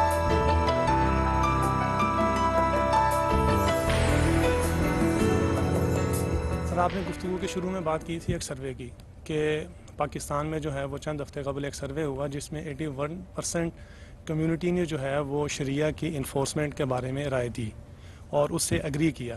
میرا آپ سے سوال یہ ہے کہ زبانی کلامی جو ہے وہ 81% کمیونٹی نے اس سے اگری کیا اور اس کی ناگزیریت پر بھی زور دیا، لیکن جب بات آ جاتی ہے اس کی امپلیمنٹیشن کی تو اس میں ہم دیکھتے ہیں کہ جو مذہبی گروہ بندی ہے ہماری اور جو مذہبی فرقہ پرستی ہے وہ بہت زیادہ نمایاں ہو جاتی ہے. یعنی کہ جو بھی فرقہ ہے وہ یہ چاہتا ہے کہ جو اس کی جس یعنی کہ فقہ کا یا جس مسلک کا یا جس گروہ کا پیروکار وہ ہے اس پیروکار کے جو عقائد ہیں اور جس کے اعتقادات ہیں وہ اعتقادات جو ہیں وہ انفورس کیے جائیں، وہ امپلیمنٹ کیے بات پھر فرقہ پرستی آپ پہ آ کا گئی. جو ہے وہ اس کے بارے میں کیا نقطہ نظر ہے کہ اس جو مذہبی فرقہ پرستی ہے اس کا تدارک اور اس کا خاتمہ جو ہے وہ کیسے ہو سکتا ہے اور اسلامی نظام کے نفاذ میں جو یہ ایک رکاوٹ ہے اس کو ہم کیسے دور کر سکتے ہیں؟ جمہوری عمل کو جاری کر دیجئے. جمہوری عمل کے بارے میں سمجھ لیجئے وہ صرف انتخابات کا نام نہیں ہوتا. اس کا مطلب یہ ہے کہ آپ سوسائٹی کو ایجوکیٹ بھی کر رہے ہیں، آپ نے ابلاغ عامہ کے ذرائع کو بھی استعمال کیا ہے، آپ نے رائے دینے کی آزادی بھی دے رکھی ہوئی ہے، آپ ڈائلاگ کو بھی انکریج کر رہے ہیں. یہ سب کام آپ ہونے دیجئے معاشرے کے اندر. یہ جیسے جیسے ہوں گے وقت کے ساتھ تبدیلی آتی چلی جائے گی. ایک بڑا اہم سوال یہ ہے کہ جس تبدیلی کا ہم خواب دیکھتے ہیں سوسائٹی میں وہ صرف مذہبی تو نہیں ہے. اس سوسائٹی کے لوگوں کو روٹی چاہیے، ان کو کپڑا چاہیے، ان کو مکان چاہیے، ان کو انصاف چاہیے، ان کو امن چاہیے. یہ ایک دن میں مل جائے گا. اس کا راستہ بھی یہی ہے کہ ہم اپنے معاشرے کے اندر جمہوری عمل کو جاری کریں. جمہوری عمل جیسے ہی جاری ہوتا ہے تو لوگوں کے لیے ایجوکیٹ ہونے کے موقع ہوتے ہیں. جمہوریت کو تسلیم کرتے ہی آپ کو آزادی رائے کو تسلیم کرنا پڑتا ہے، آپ کو مکالمے کو تسلیم کرنا پڑتا ہے، آپ کو لوگوں کے اختلاف رائے کو ماننا پڑتا ہے، اور آپ کو یہ اصول ماننا پڑتا ہے کہ اکثریت کی بنیاد پر فیصلے ہوں گے تو وہ نافذ ہو جائیں گے. ہمیں اختلاف کا حق ٹھیک ہے باقی. جی آپ پوچھیے. بنیادی طور پر تو اب بحث یہاں تک پہنچ چکی ہے کہ آپ نے یہ بات تسلیم کر لی جائے کہ تنوع کو اور لوگوں کی اختلاف رائے کو جو احترام دینا چاہیے سر. اور جمہوریت کا ایک ایسا فارمولا ہے جو ہر سچویشن اور ہر کسی بھی مسئلے پر فٹ ہو رہا ہے. تو پھر اس طرح سے یونیورسلٹی کی، آفاقیت کی تو کہیں گنجائش ہی نہیں رہتی. کوئی بھی الٹیمیٹ سچ نہیں ہے. تو پھر انسانوں نے اپنے انبیاء، اپنے ایسے ڈیوائن تھاٹ بھی جمہوریت پہ کیوں نہیں سلیکٹ کیے؟ جمہوریت ہوتی تو حضرت محمد صلی اللہ علیہ وآلہ وسلم تو کسی جمہوریت نے تو انہیں نبی نہیں بنایا، وہ تو اللہ کی طرف سے آئے تھے. اس کا مطلب یہ ہے کہ ایک سیکریٹ بلڈ لائن جو ہوتی ہے اگر وہ عوام کو رائے دے، یہ تو بڑا جو جمہوریت عوام کے ہاتھ میں اگر آپ سب کچھ دے دیں گے تو عوام تو کہیں پہ بھی آپ کو لے جائے گی. اور دوسری بات آپ کہتے ہیں کہ اگر ہم انہیں ایجوکیٹ کریں، اس وقت اگر آپ موجودہ دور میں دیکھیں تو اس مطلب ہے فورن فنڈڈ میڈیا اتنا زیادہ سٹرونگ ہے کہ آپ تو لگے رہیں گے یہاں پہ 1400 سال اگلے بھی گزر جائیں گے تب بھی یہاں پر اسلامی نظام نہیں آئے گا. تو کس طرح سے یہ دو وے پروسیس ہے کہ ایک سیکریٹ جو بلڈ لائن ہے، یہ جو اللہ تعالیٰ کی طرف سے تفویض کردہ جو نبی ہے وہ لوگوں کو جب رائے کو ہموار کرے گا تو وہ بھی ایک جمہوری نظام ہے، لیکن عوام کس طرح سے ایک صحیح فیصلہ کر سکتی ہے؟ اس کے بارے میں آپ کا یہ بتائیے کہ خدا کے پیغمبر جب آتے ہیں تو وہ آ کے لوگوں کے اوپر کوئی ڈنڈے سے چیز مسلط کر دیتے ہیں؟ ان کے بارے میں قرآن یہ کہتا ہے انما انت مذکر لست علیہم بمسیطر. وہ بھی آ کے لوگوں کو قائل کریں گے. جب لوگوں کو آپ قائل کر رہے ہوتے ہیں اور حق و باطل کے فیصلے کر رہے ہوتے ہیں تو وہ دلیل کی بنیاد پر ہوتے ہیں، وہ کبھی جمہوری بنیاد پر نہیں ہوتے۔ جمہوریت فصل نزاع کا طریقہ ہے، یعنی جب لوگوں میں کسی چیز کی تعبیر کے بارے میں اختلاف ہو گیا اور ہمیں ملک کی سطح پر، قوم کی سطح پر کوئی فیصلہ کرنا ہے تو وہ جمہوری طریقے سے ہوتے ہیں۔ مذہب کے فیصلے جمہوری طریقے پر نہیں ہوتے۔ مجھے دین قبول کرنا ہے، میں دلیل کی بنیاد پر قبول کروں گا۔ ہو سکتا ہے ساری دنیا انکار کر دے اور میں ایک چیز کو مان رہا ہوں، لیکن جس وقت ہم قوم کے لیے کوئی قانون بنانے لگے ہیں تو اب اگر دین کی انٹرپریٹیشن زیر بحث ہے تو اس میں لازماً اکثریت کی بنیاد پر فیصلہ ہوگا۔ یہ دونوں باتیں ہمیں خدا کے پیغمبر نے بتائی ہیں۔ یہ بھی ہمیں بتایا ہے کہ جس وقت حق و باطل کا فیصلہ کرنا ہو تو خاص ساری دنیا اختلاف کر رہی ہو، تم دلیل کی بنیاد پر اپنی رائے قائم کرو۔ اور یہ بھی بتایا ہے کہ جس وقت اختلاف ہو جائے اور قومی سطح پر کوئی فیصلہ کرنا ہو، اجتماعی سطح پر، تو امرہم شورا بینہم کے اصول پہ فیصلہ کرو۔ ان میں دونوں میں کوئی تضاد نہیں۔ جس وقت ہم جمہوری فیصلے کو مان رہے ہوتے ہیں تو نافذ العمل مان رہے ہوتے ہیں، حق نہیں مان رہے ہوتے۔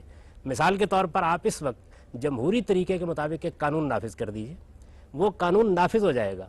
اگر اس میں کوئی کسی کی تازیانہ پیٹھ پر برسنا ہے تو میری پیٹھ پر بھی برس جائے گا۔ مجھے حق ہے میں اس سے اختلاف کروں، میں اپنی رائے بیان کروں، میں رائے عامہ کو ہموار کروں۔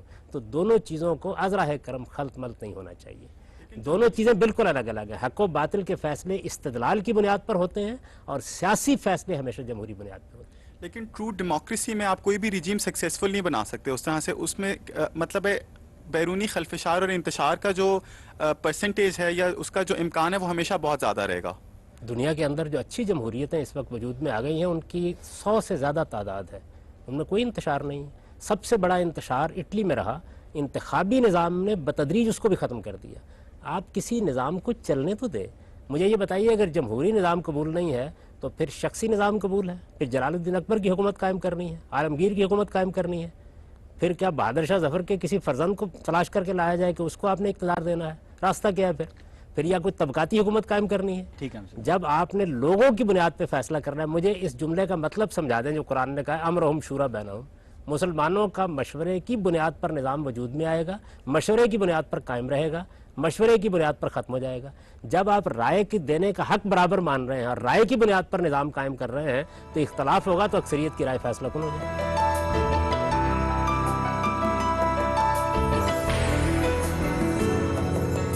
کہ آپ نے کہا امرہم شورا بینہم کہ مسلمانوں کی جو حکومت ہوگی ان کے باہمی مشورے سے ہوگی۔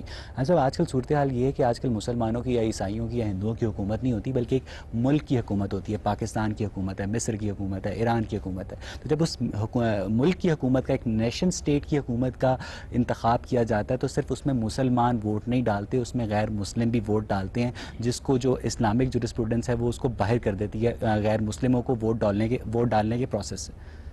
کیوں باہر کر دیتی ہے؟ مسلمانوں کے ہیں، اس کے فیصلے کرنے کا حق ان کو ہے۔ رسالت مآب صلی اللہ علیہ وسلم نے غیر مسلموں کو اسلامی ملک میں ووٹ ڈالنے کا اختیار حاصل ہے اسلامی حکومت کے قیام میں؟ ہم نے دیا ہوا ہے یہ حق، پاکستان میں حاصل ہے۔ اگرچہ ہمارے آئین میں یہ لکھا ہوا ہے کہ اس میں کوئی قانون قرآن و سنت کے خلاف نہیں ہو سکتا۔ پوری مسلمان قوم نے دیا ہے۔ یہ جو لفظ ہے اسلامی جمہوریہ پاکستان، آپ اس سے اتفاق کرتے ہیں؟ میرے نزدیک سے ضرورت کوئی نہیں، ضرورت نہیں ہے، ویسے آپ ان تھیوری اس میں اتفاق کرتے ہیں؟ قوم نے اگر ایک فیصلہ کیا، اب ذرا ایک بات کیجئے، یعنی پاکستان کے آئین میں واضح طور پر لکھا ہے، کیونکہ پاکستان ایک اسلامی جمہوریہ پاکستان ہے، کہ اس میں کوئی بھی قانون قرآن و سنت کے منافی نہیں بن سکتا۔ فرض کیجئے 2 منٹ کے لیے کہ آج جو پاکستان کی عوام کی اکثریت ہے وہ یہ فیصلہ کر دیتی ہے کہ یہاں جوا خانہ کھل جانا چاہیے، اکثریت نے فیصلہ کر دیا۔ میں یہ نہیں کہہ رہا کہ وہ کرے گی، میں علمی سطح پر بات کروں۔ فرض کیجئے یعنی جمہوریت نے ایک فیصلہ کر لیا، لیکن اس جمہوریت نے جو فیصلہ کیا ہے وہ آئین میں یہ لکھا ہے کہ یہاں کوئی قانون قرآن و سنت کے منافی نہیں بن سکتا۔ تو اس کا مطلب ہے کہ جمہوریت کا جو فیصلہ ہے وہ نافذ العمل نہیں ہوگا، کیونکہ آئین میں لکھا ہے کہ یہاں کوئی قانون قرآن و سنت کے منافی نہیں بن سکتا۔ تو پھر پاکستان اسلامی جمہوریہ کیسے ہو سکتا ہے؟ دیکھیے بات یہ ہے کہ آپ نے جو آئین بنایا ہوا ہے اس کے تحت کچھ ادارے بنائے ہوئے ہیں۔ جب آپ اس نوعیت کا کوئی فیصلہ کریں گے تو وہ فیصلہ عدالت میں چیلنج ہو جائے گا، کیونکہ وہ آئین کے خلاف ہوگا۔ آئین کو آپ بدلنا چاہتے ہیں تو 2/3 اکثریت سے آپ اس میں ترمیم کیجئے۔ ایک پروسیس ہے جو جمہوریت کا ہم نے قائم کر دیا ہے، آپ اس پروسیس کو فالو کر کے جو کچھ کرنا ہے کریں۔ آئین کی خلاف ورزی کرنے کا تو کسی کو حق نہیں دیا جا سکتا۔ آئین میں یہ لکھا ہوا ہے کہ یہاں کوئی فوجی حکمران نہیں آ سکتا، اگر آئے گا اور آتے رہے ہیں تو ظاہر ہے ہم اس کے خلاف احتجاج کریں. میرا خیال ہے کہ ہم اگلے 1400 سال تک بھی اس پہ بحث کرتے رہیں تو شاید اسلامی نظام یا ایسا نظام جس میں مسلمانوں کی حکومت اس لیے نہیں قائم ہو سکے گا کہ مسلمانوں کے بہت فرقے بن چکے. تو آپ مجھے بتائیے آج عملی طور پر جو آپ کو ناظر ٹی وی پر دیکھ رہا ہے وہ کیا کرے کہ اس کی زندگی میں ایسی تبدیلی آئے کہ وہ لوگوں کو اپنا اسلامی نظام کے مطابق اپنا عمل درآمد کرتا ہوا نظر آئے؟ میں تو اس اصطلاح کو صحیح نہیں سمجھتا. میں اس پر نقد کر چکا ہوں, آپ کو بتا چکا ہوں کہ فرد کو اپنا فیصلہ خود کرنا ہے, اور بہت سے افراد یہ فیصلہ خود کر کے جس چیز کو درست سمجھتے ہیں اس کے مطابق زندگی بسر کر رہے ہیں. کروڑوں کی تعداد میں مسلمان مسجدوں میں جا رہے ہیں, نماز پڑھ رہے ہیں, زکوٰۃ دے رہے ہیں, روزے رکھ رہے ہیں, حج کر رہے ہیں, لاکھوں کی تعداد میں جا رہے ہیں. آپ اسلام کو صرف سیاست میں کیوں محدود کر دیتے ہیں؟ وہ عمل کر رہے ہیں. اب رہا معاملہ سیاسی معاملات کا, آپ آج جمہوری اصول کو اختیار کر لیجئے. میں آپ کو اطمینان دلاتا ہوں کہ جتنا معاشرے میں دین موجود ہے وہ پارلیمنٹ کے ذریعے سے ظہور پذیر ہو جائے گا. انٹیلیجنس ایجنسیاں, میڈیا, فورن ایڈ, فوج یہ کبھی نہیں چاہیں گی کہ پاکستان میں حقیقی جمہوریت آئے. ان کو کیسے ہٹایا جا سکتا ہے؟ دنیا میں کبھی ان ایجنسیوں نے, کبھی افواج نے, کبھی بادشاہوں نے نہیں چاہا. اس کے باوجود دنیا میں جمہوریت آئی. جمہوریت ایک ایسا پروسیس ہے جس کے لیے آپ کو صرف آزادی رائے کا موقع ملنا چاہیے. وہ پاکستان میں ہم کو حاصل ہے. ہم یہ پروگرام یہاں بیٹھ کے کر رہے ہیں, ہم لوگوں سے اپنی بات کر سکتے ہیں. ہم نے چیف جسٹس کی پوری مہم میں پوری قوم کو موبیلائز کیا ہے. کسی نے اس کے راستے میں رکاوٹ ڈالنے کی کوشش کی ہے, خس و خاشاک کی طرح بہ گیا ہے. آپ ہمیں موقع دیجئے آزادی کے ساتھ کام کرنے کا. یہ سب چیزیں غیر مؤثر ہو جائیں گی جن کا آپ ذکر. آپ پوچھیے. سر, اس پروگرام میں ایک ٹرم یوز ہوئی تھی جاہل عوام, اور اس پہ آپ نے بہت زیادہ ریئیکٹ بھی کیا. تو اس کے ساتھ ساتھ آپ کہتے ہیں کہ عوام کو یونیورسٹیز, کالجز میں ایجوکیشن سوسائٹی کے ساتھ ساتھ خود ہی وقت کے ساتھ مل جاتی ہے. لیکن اس کے باوجود 60 سال گزر گئے اور پاکستان میں ابھی بھی وہ شعور نہیں ملا پاکستان کے لوگوں کو. اور اگر آپ کہتے ہیں ڈیموکریسی, تو ڈیموکریسی کو آپ بہت ٹرمز میں ایسا شو ہو رہا ہے کہ آپ کہہ رہے ہیں کہ ڈیموکریسی زیادہ بہتر ہے ریلیجن سے. اور اگر کوئی ایسا کنسنسس ہے جس پہ کہ پوری عوام اکٹھی ہو جاتی ہے, کوئی ریلیجن کے خلاف چیز ہے, لیکن سنس اکثریت ہے تو سب لوگ اکٹھے ہو جاتے ہیں, اس پہ آپ کا کیا موقف ہے؟ بات یہ ہے کہ آپ نے دونوں کو متقابل کیوں کھڑا کر دیا اور ترجیح کیوں دینا شروع کر دی. میں تو یہ کہہ رہا ہوں کہ جس مذہب کو میں مانتا ہوں اس نے سیاسی مسائل کے حل کے لیے ڈیموکریسی خود تجویز کی ہے. وہ خود یہ کہہ رہا ہے کہ مسلمانوں کا نظم اجتماعی, ریاست کا نظم اجتماعی جمہوری اصولوں پر قائم ہونا چاہیے. یہ اس کا اپنا اصرار ہے. اس کا جو دوسرا خلیفہ ہے وہ اعلان کر رہا ہے کہ لا خلافت الا عن مشورۃ من المسلمین, مسلمانوں کی رائے کے بغیر کوئی حکومت قائم نہیں ہو سکتی. تو جمہوریت میرے دین کا اصول ہے. اس وجہ سے اسلام تو ہر ڈومین کو کور کر رہا ہے. اسلام نے تو کوئی حصہ زندگی کا چھوڑا ہی نہیں, ہر چیز کے کور کر رہا ہے. اس کے علاوہ کوئی ضرورت رہتی نہیں. یہ آپ کا نقطہ نظر ہے, میرا نقطہ نظر نہیں ہے. میرے نزدیک آپ کے خیال سے اسلام ہر فقے کو کور نہیں کر رہا. آپ کے خیال سے اسلام ہر نقطے کو زندگی کے کور نہیں کر رہا ہے. اسلام نے انسانوں کے ساتھ معاملہ کیا ہے, اور انسانوں کو اللہ نے عقل دی ہے, علم دیا ہے. وہ تجربات سے سیکھتے ہیں, مشاہدات سے سیکھتے ہیں. جہاں انسان غلطی کرتا ہے وہاں اللہ ان کی رہنمائی کرتا ہے.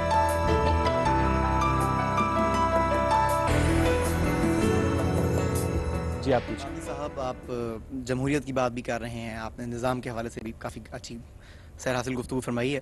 لیکن قرآن مجید کی ایک آیت میرا جو ہے وہ آج مطمئن نظر ہے کہ سب مل کر اللہ تعالیٰ کی رسی کو تھام لو اور تفرقے میں نہ پڑو. دوسری طرف آپ یہ کہتے ہیں کہ مختلف خطوں کے حالات کے مطابق آپ وہاں ڈیزائن کرتے ہیں جمہوریت کو. وہاں کے لوگ جس سسٹم کو پسند کرتے ہیں وہ اس کو اڈاپٹ کرتے ہیں. دنیا کے اندر ہر جگہ ایک فقہ کی حکومت نہیں ہے. میں مسلم ممالک کی بات کر رہا ہوں کہ 57 مسلم ممالک بھی کسی ایک توجیہ پر آج تک متفق نہیں ہیں. کچھ لوگ اہل سنت کا جو موقف ہے اس کو کرتے ہیں, اس میں بھی پھر 4 ائمہ کی آگے ڈویژن ہے. کچھ لوگ اہل تشیع کے موقف کو درست سمجھتے ہیں, ان کے الگ ممالک ہیں, اہل سنت کے الگ ممالک ہیں. یہ الگ بات کہ پاکستان میں ان دونوں کے درمیان انٹریکشن موجود ہے, دنیا کے کئی خطوں میں انٹریکشن موجود ہے.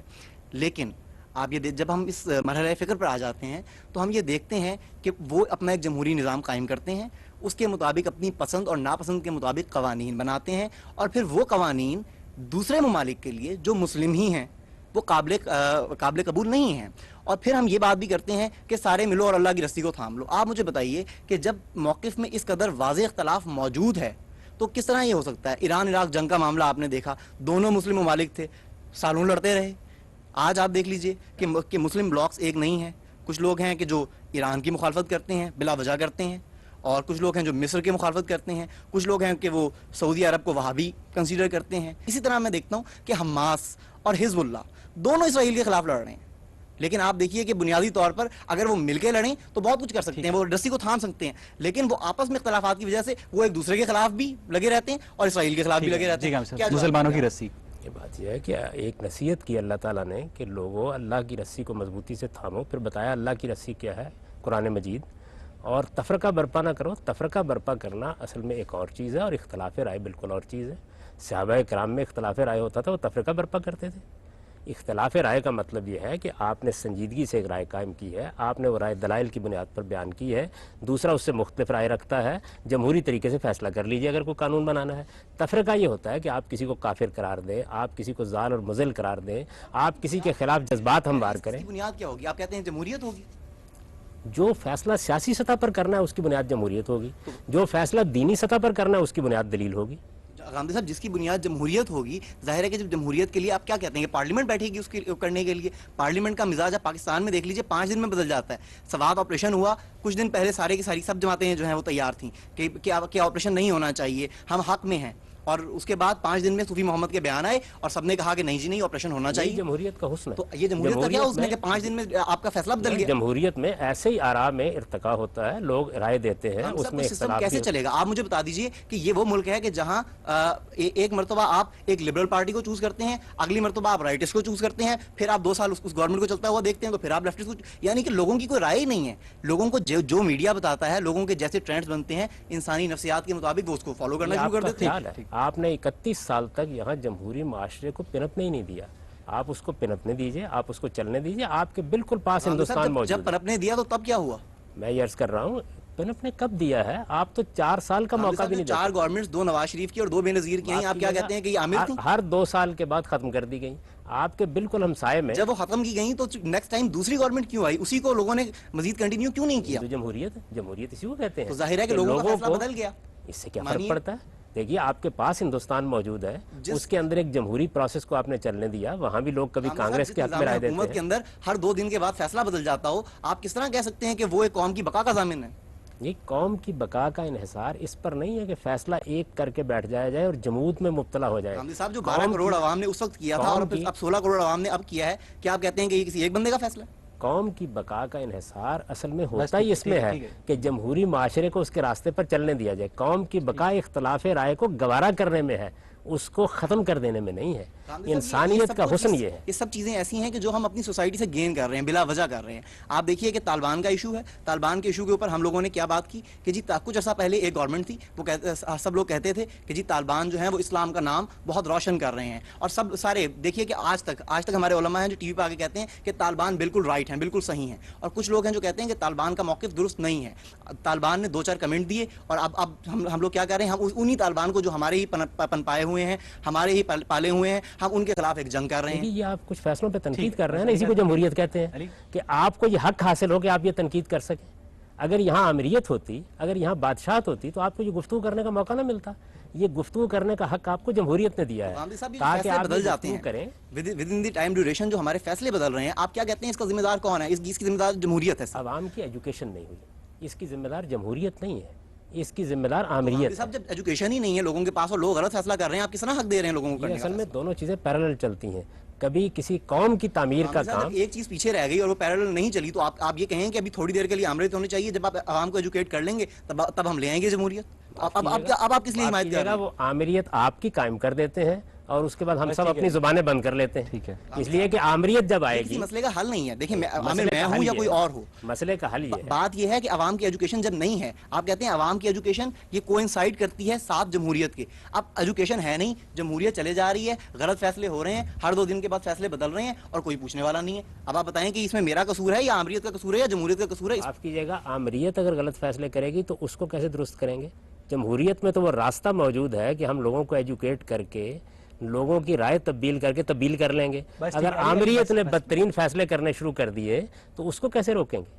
اچھا, آج کی ساری بحث سے نتیجہ سامنے آیا کہ جو جمہوریت ہے آپ کی رائے میں وہی ایک بہترین حل ہو سکتا ہے ساری بحث کا.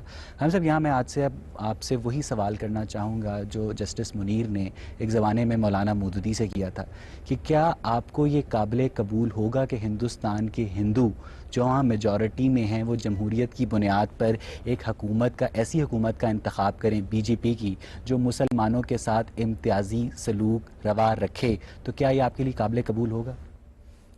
جمہوری اصول کے اوپر اگر یہ فیصلہ کرتے ہیں تو یہ حق دیں گے نا ہمیں کہ ہم اس فیصلے کو تبدیل کرانے کی بھی جدوجہد کریں، اسی کو جمہوریت کہتے ہیں۔ وہ تو ساری عمر نہیں ہو سکتی کیونکہ آپ ہندوؤں کی میجورٹی کو نہیں بدل سکتے۔ نہیں، آپ کا خیال ہے یہ ہندوؤں کی میجورٹی بھی انسانوں کی میجورٹی ہے اور انسان استدلال سے متاثر ہوتا ہے۔ آپ جب جمہوری معاشرے کو چلنے دیں گے، عیسائی معاشرہ تھا جس میں چرچ کا نہاب قائم تھا، ایک پروسیس قائم ہوا اور اس نے اس کو تبدیل کر دیا۔ ہم ہندوؤں سے بھی مخاطب ہوں گے اور جہاں کوئی چیز علم و عقل کے خلاف ہے اس میں لوگوں کے ذہنوں کو تبدیل کریں گے۔ آپ ڈیموکریسی کو اصل میں ایک فیصلے کی روشنی میں کیوں دیکھتے ہیں؟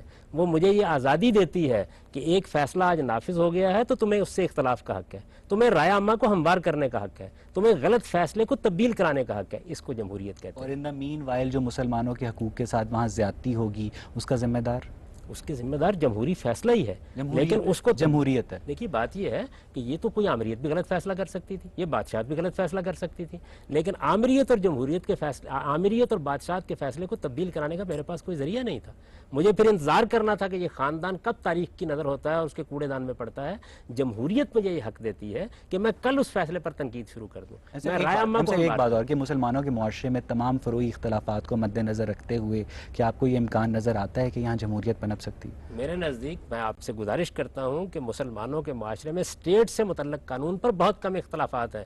یہ اختلافات جو ہیں یہ تو لوگوں کی انفرادی زندگی سے متعلق ہیں، کرنے دیجئے ان کو۔ ایک چھوٹی سی مثال دیتا ہوں کہ وفاقی شرعی عدالت، رویت ہلال کمیٹی، محکمہ اوقاف، جب ان سارے سرکاری مذہبی اداروں میں تمام مکاتب فکر کے نمائندوں کو نمائندگی دینے کی بات ہوتی ہے تو گویا یہ تسلیم کیا جاتا ہے کہ تمام مکاتب فکر کا موقف ایک نہیں ہے اور صرف جو جنرلائزڈ سٹیٹمنٹس ہوتی ہیں کہ ہم مذمت کرتے ہیں یا ہم نہیں کرتے ان پر ایک سپرفیشل کنسنسس کریٹ کیا جاتا ہے۔ اصل جو انڈر لائنگ چیزیں ہیں، جو اختلافات ہیں، وہ وہی رہتے ہیں۔ یہ پھر آپ نے اتفاق رائے کی بات کی ضرورت کیا ہے؟ اس کی اکثریت کی بنیاد پر فیصلہ ہونے دیں۔ یعنی صرف ایک مکتبہ فکر کا اسلامی نظام قائم ہو سکتا ہے، تمام مکاتب فکر کا نہیں۔ دیکھیے بات یہ ہے کہ جن لوگوں کی اکثریت ہوگی ان کا نقطہ نظر قانون بن جائے گا، مجھے حق حاصل ہوگا کہ میں اسے تبدیل کرانے کی جدوجہد کروں اگر میرے نزدیک غلط ہے۔ جمہوریت کہتے ہی اس کو ہے۔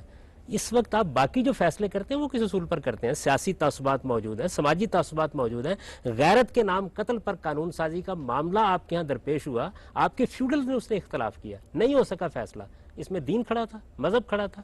تو جو چیزیں سوسائٹی میں موجود ہیں ان کو تبدیل کرنے کا راستہ بھی جمہوریت ہے۔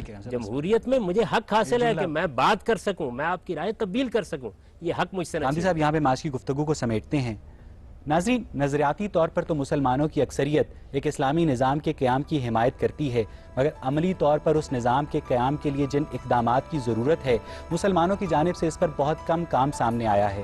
چونکہ اقتصادی، سیاسی، سماجی اور معاشرتی سطح پر مسلمان ایک سیکولر معاشرے سے مختلف نقطہ نظر رکھتے ہیں، لہٰذا ضرورت اس بات کی ہے کہ مسلمانوں کے تمام مکاتب فکر آگے بڑھ کر ان معاملات پر اپنے فہم کے مطابق اپنی سفارشات پیش کریں اور فروعی اختلافات کو پس پش ڈالتے ہوئے باہمی گفت و شنید اور اتفاق رائے کے ذریعے ایک مشترکہ لائحہ عمل اپناتے ہوئے اس نظام کے قیام کے لیے جدوجہد کریں اور اس ضمن میں اختلاف کو مخالفت کی بجائے مثبت تعمیری سوچ کی بنیاد بنانا ہی اصلاح احوال کی جانب پہلا قدم ہو سکتا ہے۔